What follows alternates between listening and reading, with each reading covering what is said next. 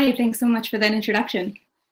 It's great to be here and to see, or at least know that all of you are here tuned in and listening. I'm excited to be here with two amazing product leaders, Tito and Esene. My name is Divya Ramachandran, and I'm a former designer and product person.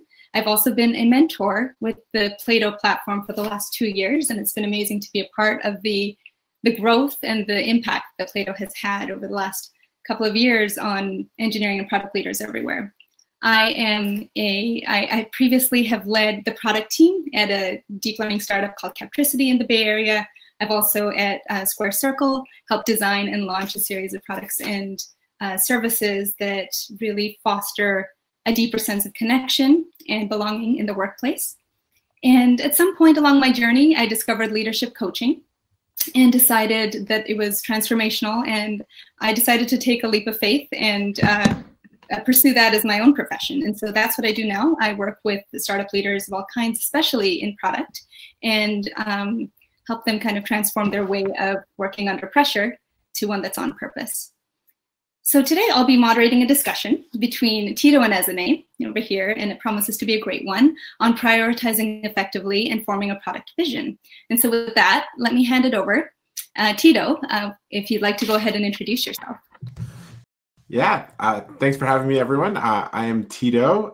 Real quickly about me, I started my career at Facebook in sort of the late stage startup days as kind of a product engineer is how I describe it. And then through the course of about 3.5 years at Facebook, on the growth path of maybe 100 million to close to 1 billion monthly active users, learned a ton about product development, software development. I was kind of a new grad out of college. After that, I joined Dropbox. I just kind of wanted to rekindle some of the earlier startup vibes, and was at Dropbox from about 100 employees total to, I think we grew to maybe 1,500 or so by the time I left. And I was really leading more of still an engineering team, but really all of the engineers focused on the product side. And then I've been at Segment for about closing in on 5 years, and it's been quite a fun journey. Started on the engineering side, but have been overseeing our whole R&D efforts, EPD, and security for the last 2 or 3 years. So that is my background in a nutshell. Very passionate about this topic of prioritization, vision, etc. We've been thinking about it a lot, so excited to chat with you and Esene about it. Great. And Esene, hi. I'm handing it over to you to introduce yourself. Hi, my name is Esene Odezwe. I'm the Vice President of Product at Procore Technologies. I didn't know about Procore, so I'll give people some context for Procore. Procore is a construction SaaS platform. So when you look at the stadiums, the bridges, and you wonder how it is that those get built, from blueprints to coordinating the people who are on site building things, Procore is that platform that brings together and allows for collaboration and access that source of truth. I've been in product for quite a while, having worked in multiple industries. Before Procore, I was at e-commerce, in an e-commerce company, which is Bazaarvoice, ratings and reviews. Worked in media, worked in telco, and just everything almost in between. I've been fortunate enough to work on innovation and growth teams, as well as data and platform teams. So I'm not one of those folks that's kind of stay in one lane and keep going at it. I actually pretty curious, love a variety, and have chosen to do that. Fairly big companies, and actually, I wouldn't say very small, but I've also worked across those. I'm particularly passionate about trying to get teams aligned, particularly as a company goes from medium to large. So the topic of vision and prioritization, going from macro all the way to micro, is of major interest to me. So excited to be here.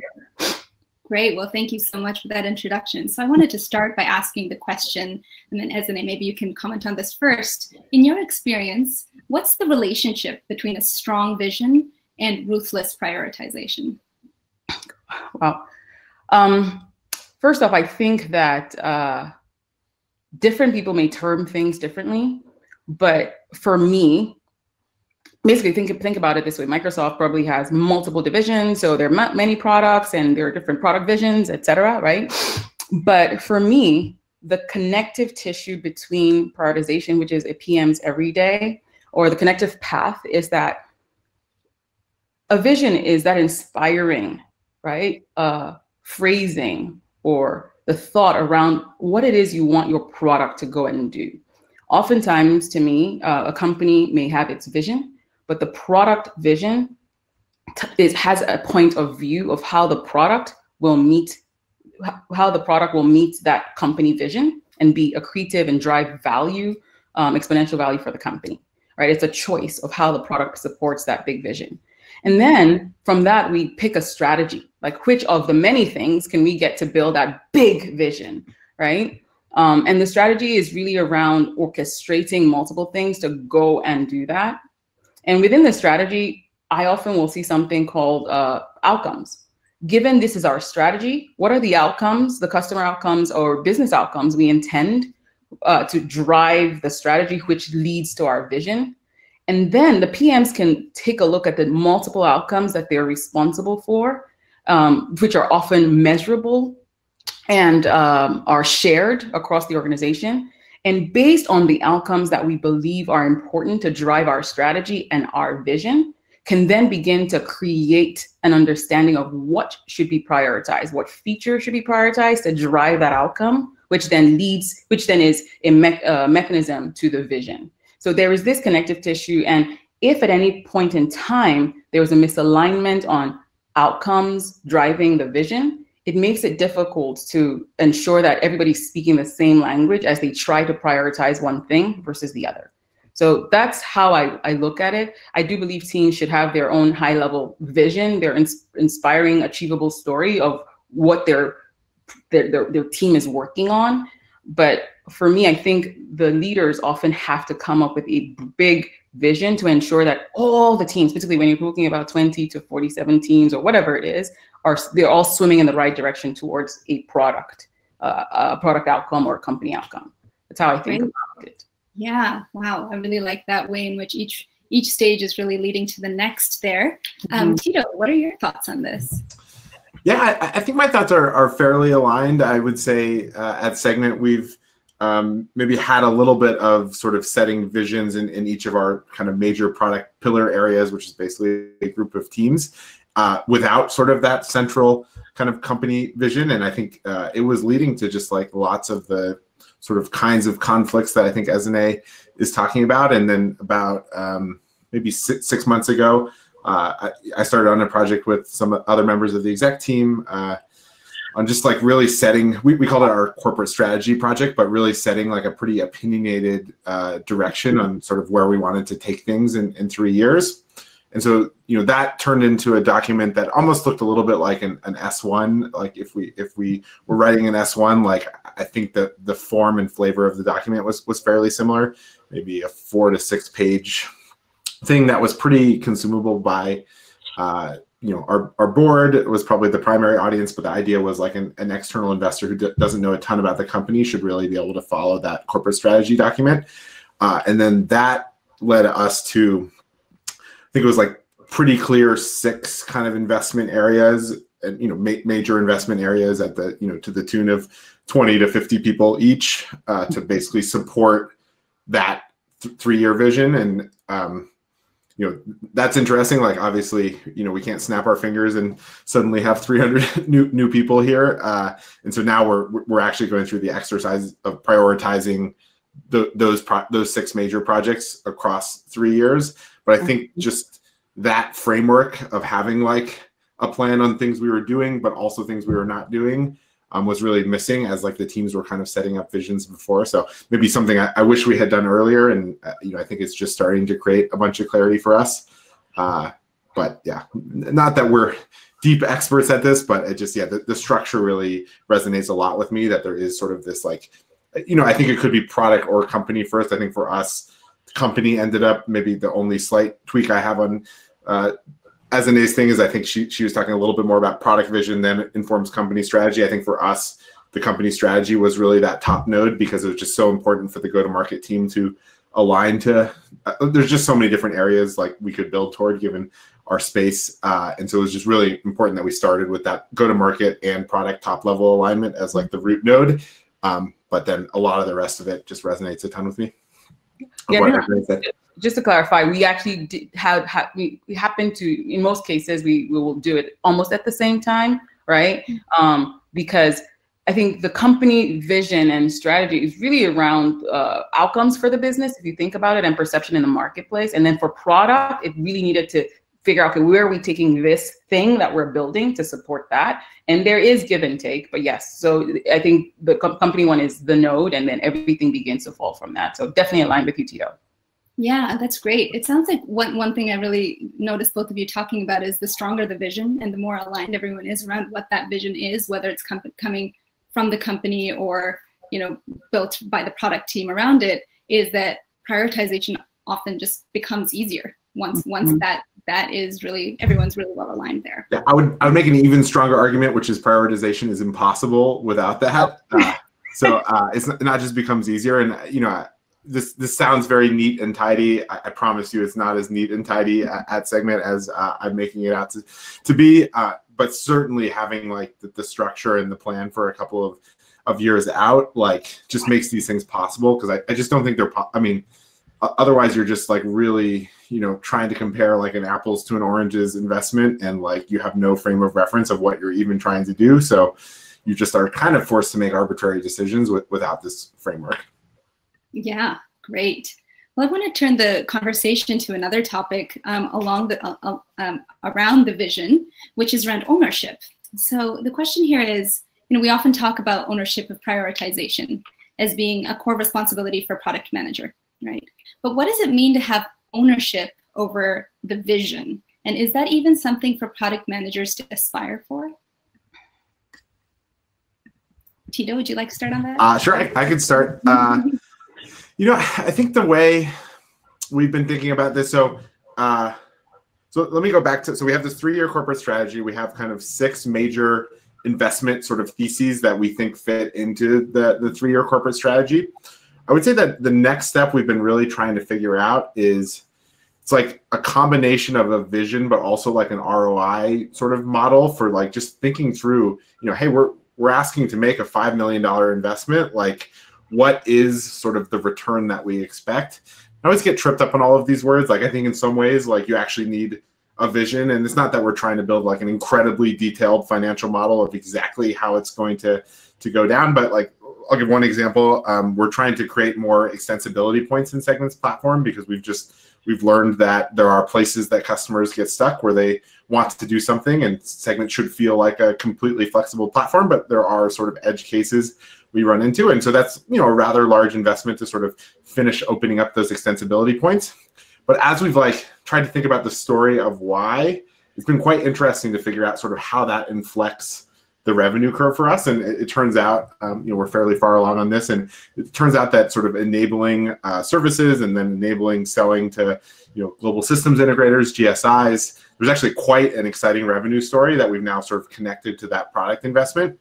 I never know like exactly which parts are like the vision. I think you could call that sort of ROI thesis the whole thing a vision, and it very much is the product lead sort of connecting the dots with our professional services team, with our partnerships team, with our sales engineering team, with our customer support teams, just like trying to kind of sketch together this story.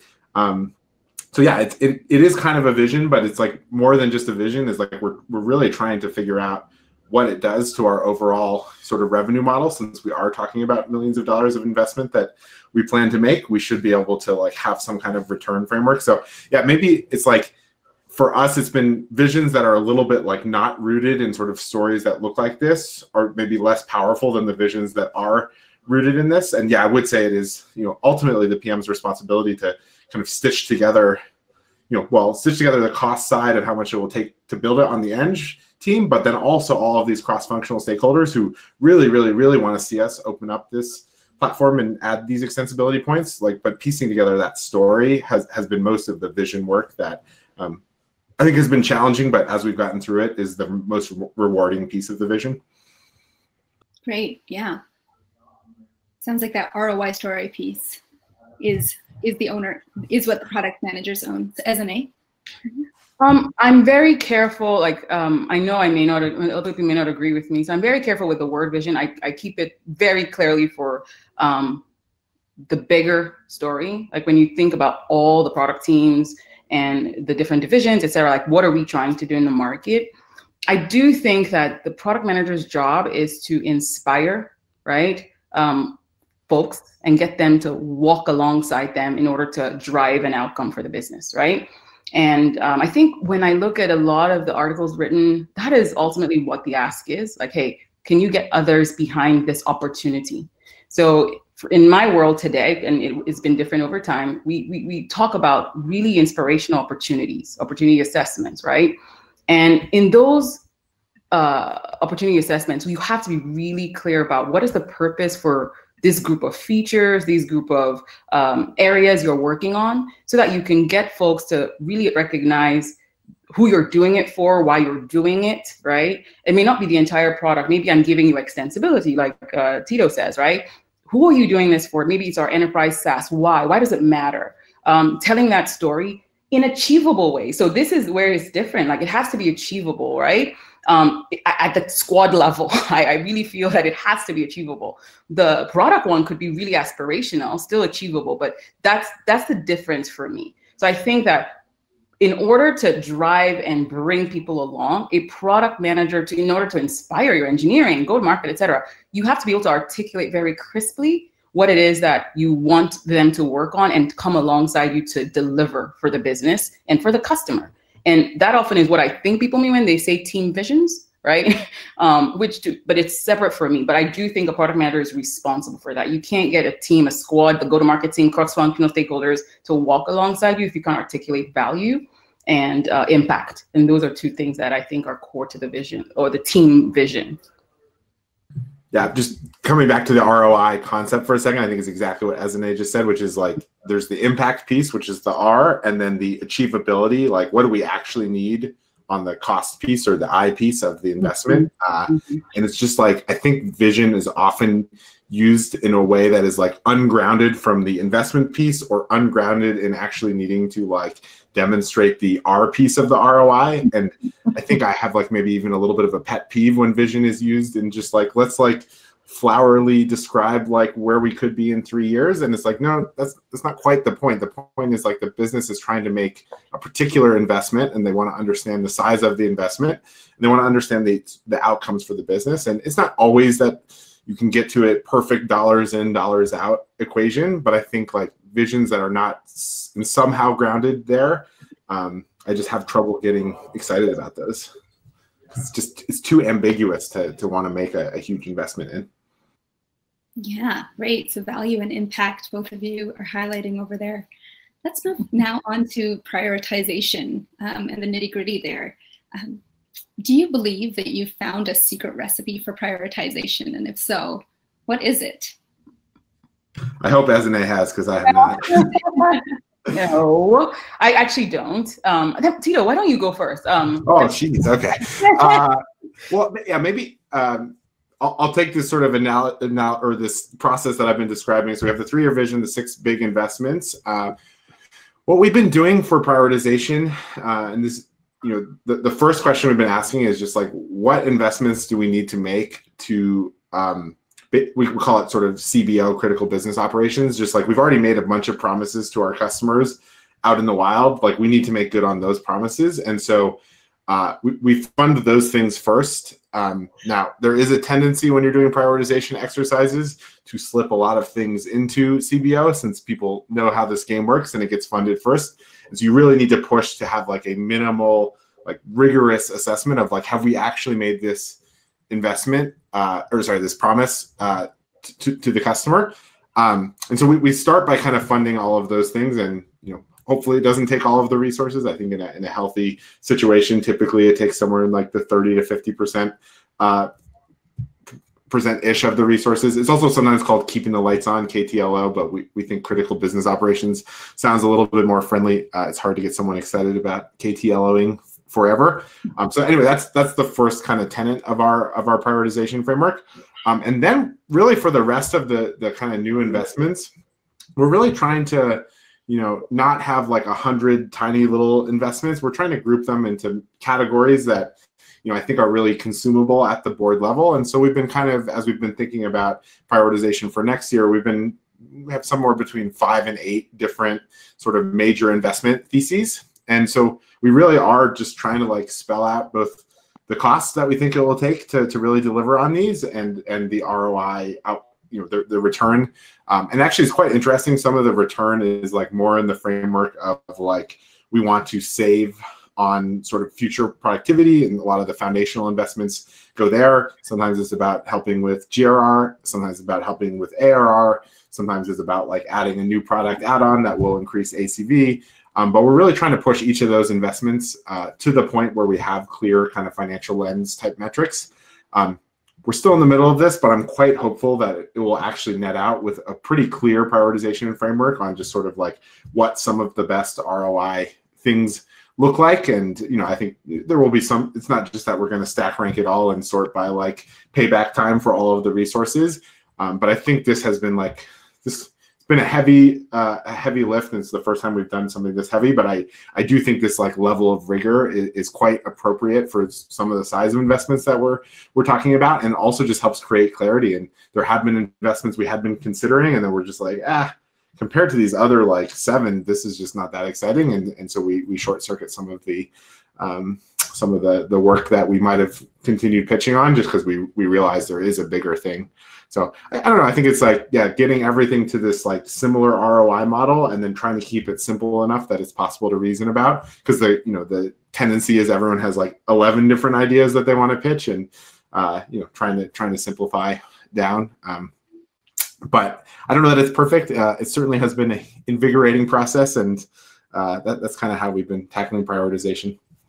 Yeah, great. Well, thanks so much for that. And since it looks like Esene is at the mercy of her internet connection at this moment. So another question for you would be, how has your prioritization process changed at all in the last 6 months, or has it? Yeah, I think the big thing I would say here is just as we've gotten bigger, just the investments we're talking about making are much larger. And so maybe not the last 6 months, but maybe I'll answer on a slightly longer time horizon. I think we used to be just like a lot more kind of free and like, okay, let's send 3 engineers at this problem for 6 weeks and see what happens. And I do think like I would certainly encourage everyone to make a process and an investment sort of prioritization that's appropriate for the size of the company. I definitely think it was much more free-form in the early days, but also like the size of investments we were talking about were probably more in the hundreds of thousands of dollars, and now we're talking about a bunch of investments that are in the $5 to $20 million each range. And so like I think it's just that's how it's changed. Is we've just gotten more mature around sort of how we think about it and how we pitch it and how we quantify it, and just all of those things make more sense. And I'm sure that as a segment gets bigger and bigger, we'll continue to add elements to it. So I think my main advice would just be that I don't think you need to overthink it, especially for some of these smaller investments. But it is quite awesome to sort of have this 3-year lens and really understand how you can take a 100 million ARR business to a 500 million ARR business. And that does have a little bit more weight to it. So yeah, I would just say we've been adding a bit of weight, but it also feels appropriate given the size of the investments we're talking. Yeah, great. Well, thanks so much. It looks like we might have some time to go over to some of our audience questions. So I'm gonna start with this first one. Unless Esene, can you hear me now? It sounds like you're there. Can you say that again? Yes, we've got a couple minutes maybe for Esene to also comment on your prioritization process or secret recipe.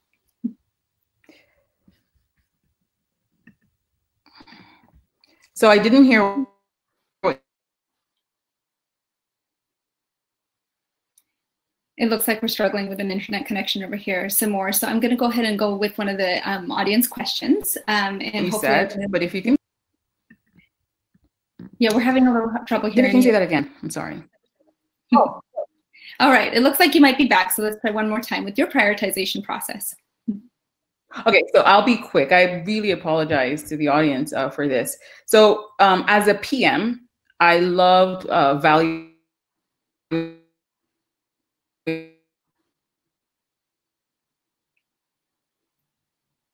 Okay, I think we're going to have to move on to the next question, unfortunately, and hopefully we can get some S&A wisdom in after that. So I also learned that there was no alignment all the way through. So now as a leader, the reason I feel strongly about that clarity from the very beginning to the outcome, right, is tied to that. What is the measure of impact? Having alignment of what is most valuable.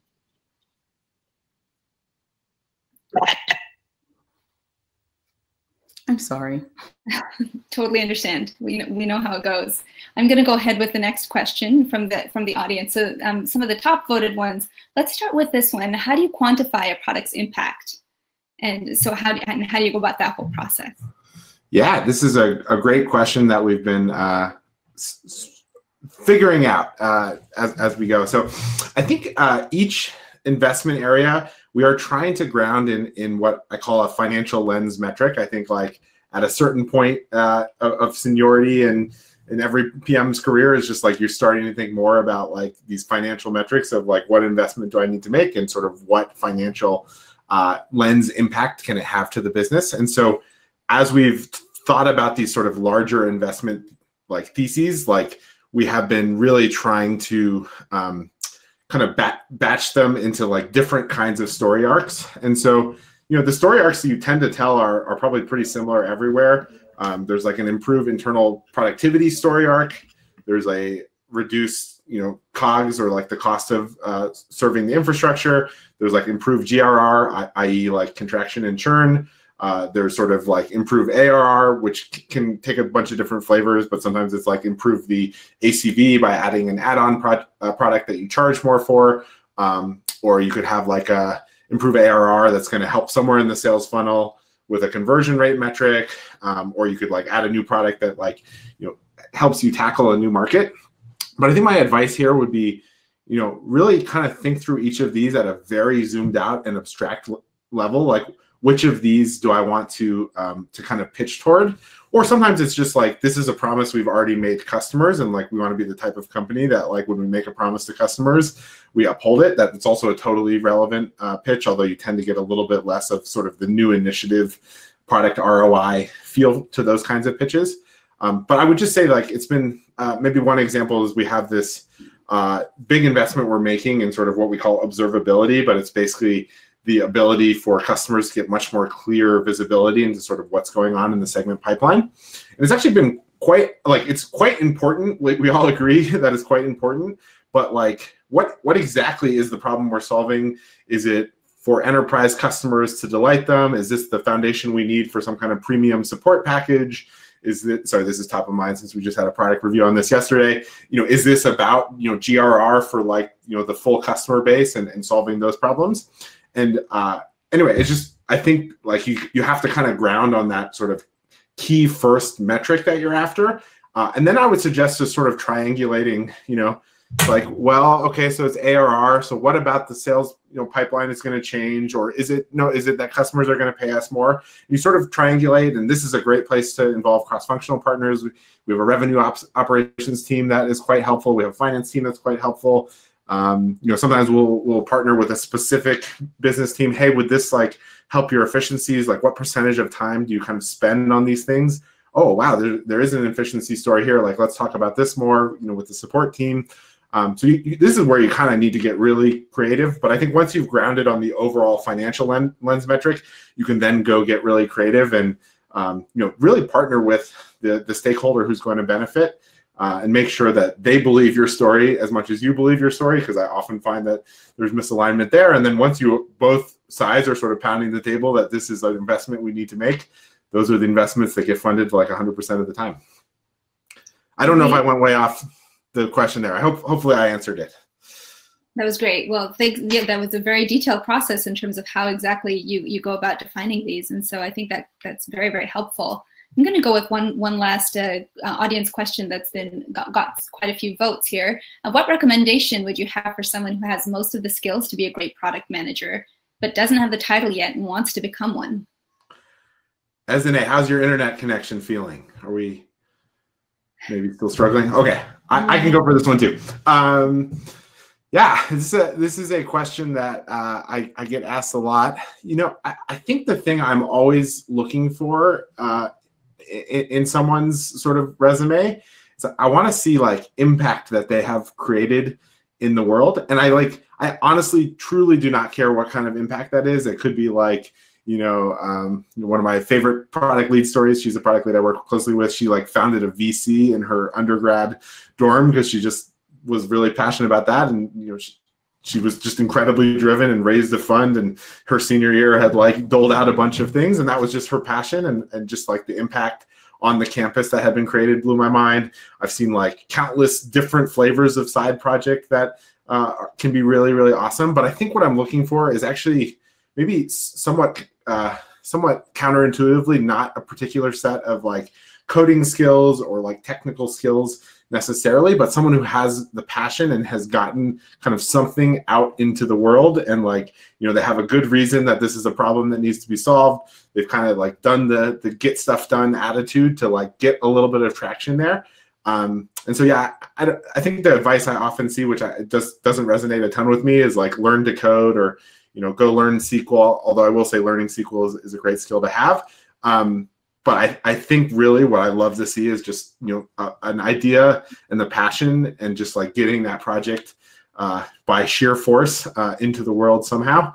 And I just think so much of the PM's job is like, you never have all of the resources you want. And it sounds really glorious that, we do all of this VC-like investment thinking, but like really it's a job that's incredibly scrappy. And so I just love to see evidence of that. And I think it can take 100 different forms. But I don't think it's like a coding boot camp or anything like super algorithmic. Awesome. Well, thank you so much. So it sounds like it's the passion and the impact that really makes a product manager who they are and makes them successful. That is how I feel. And I think anyone can do that without formal training. That's great. Well, it's been a pleasure talking to you and Ezinne as well. I wish you could have been here till the end, but thanks to everyone who was here participating. And yeah, we'll hand it over back to. Thanks for having me, everyone.